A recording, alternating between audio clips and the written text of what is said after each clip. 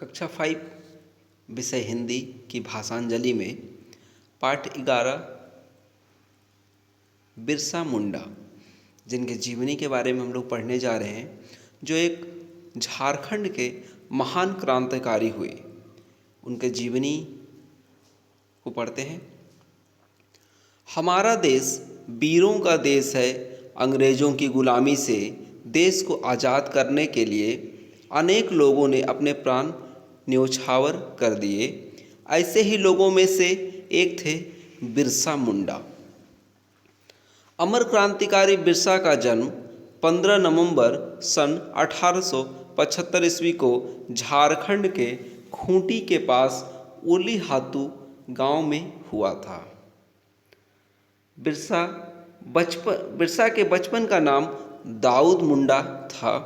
पिता का नाम सुगना मुंडा तथा माता का नाम करमी था।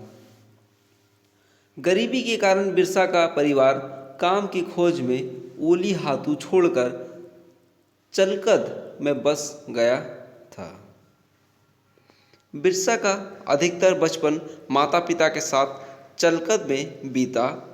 बाद में वे अपनी मौसी के पास चले गए। वहाँ वे मौसी की बकरियाँ चराया करते थे। एक बार एक बकरी को एक जंगली जानवर ले भागा।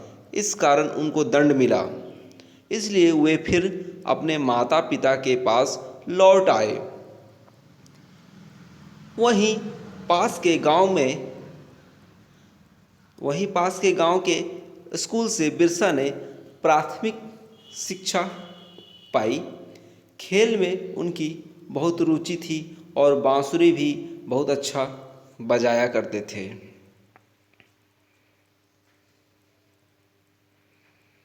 आगे की पढ़ाई के लिए वे चाईबासा चले गए। वे 4-5 वर्षों तक चाईबासा में रहे। यहीं पर बिरसा के मन में अंग्रेज़ों के प्रति विद्रोह का भाव जागा। दरअसल जंगल में पैदा होने वाली चीज़ों पर परंपरागत रूप से आम लोगों का ही अधिकार होता था। जंगल में रहने वाले जंगल से सिर्फ अपनी ज़रूरत की चीज़ें ही लेते थे, चूँकि जंगल से ही उनकी ज़रूरत पूरी हो जाती थी।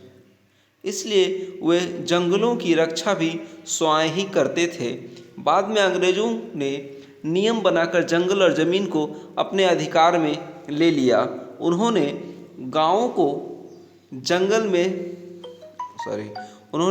लोगों को जंगल में बिना अनुमति घुसने और पशुओं को चराने से भी मना कर दिया। कहा जाता है कि एक बार बालक बिरसा को रास्ते में रोककर एक अंग्रेज ने पूछा, "ओ काला लड़का, यह रास्ता किधर जाता है?" इस पर बिरसा ने जवाब दिया, "मुझसे इस छोटे से रास्ते के बारे में मत पूछो। मैं बड़ा होकर तुम्हें 7 समंदर पार जाने का रास्ता बतला दूंगा।" बाद में बिरसा आनंद पांडे के संपर्क में आए और सनातन धर्म से प्रभावित हुए। उस समय मुंडा समाज अंधविश्वासों में पल रहा था। समाज की बुरी हालत देखकर बिरसा द्रवित हो रहे थे। उन्होंने लोगों को सादगी और प्रेम से रहने का उपदेश देना शुरू कर दिया। लोग उन्हें श्रद्धा से भगवान बिरसा मुंडा कहकर पुकारने लगे। सिंह बोंगा में अटूट विश्वास रखने वाले भगवान बिरसा ने उलगुलान राजनीतिक क्रांति शुरू किया। उनके उलगुलान का अंग्रेजी शासन पर गहरा प्रभाव पड़ा। बिरसा मुंडा ने ब्रिटेन की महारानी के शासन को मानने से इनकार कर दिया। भूमि कर देने से उन्होंने मना कर दिया।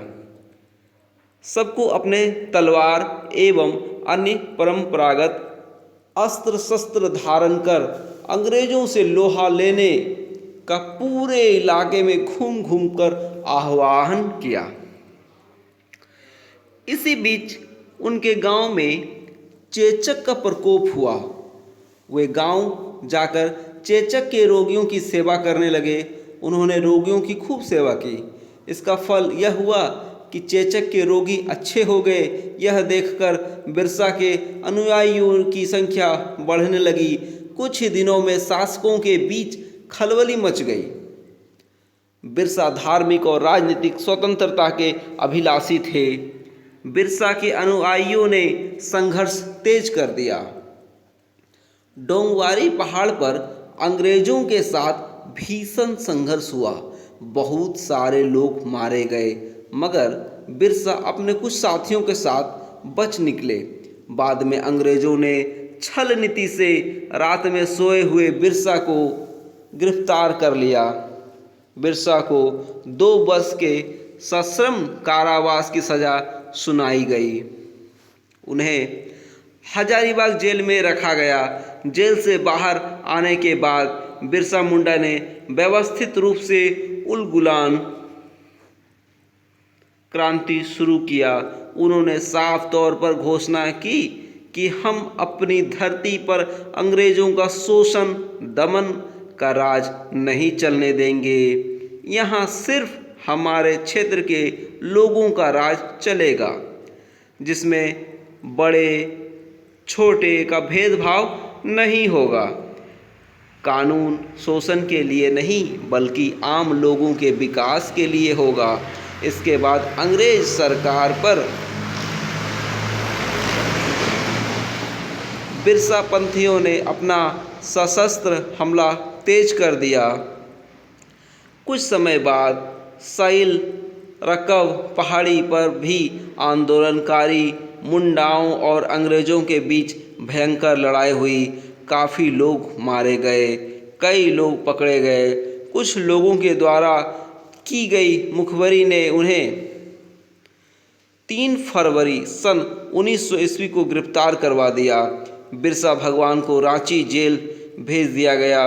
बिरसा भगवान और उनके गिरफ्तार साथियों पर मुकदमा चला। रांची जेल में ही 9 जून सन 1900 ईस्वी को उनकी मृत्यु हो गई।